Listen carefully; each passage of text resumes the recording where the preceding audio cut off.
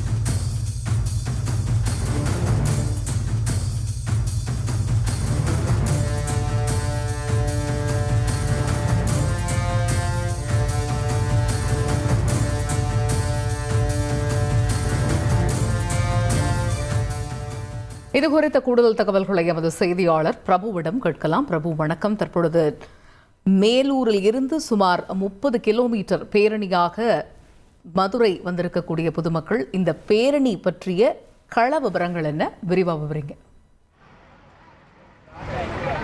வணக்கம்.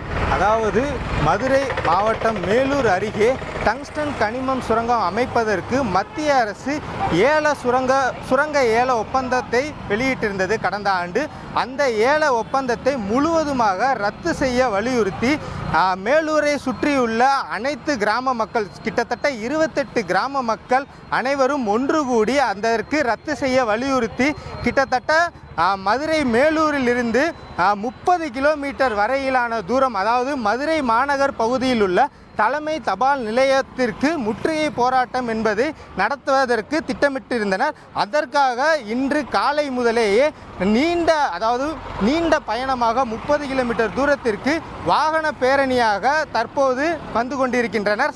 சாரையாக வாகனங்களில் கிராம மக்கள் மற்றும் விவசாயிகள் என அனைத்து தரப்பினரும் நீண்ட வரிசையில் கடும் வெயிலையும் பொருட்படுத்தாமல் நடந்தவாறும் வாகனங்களில் சென்றவாறும் தொடர்ச்சியாக வந்து கொண்டிருக்கின்றனர்.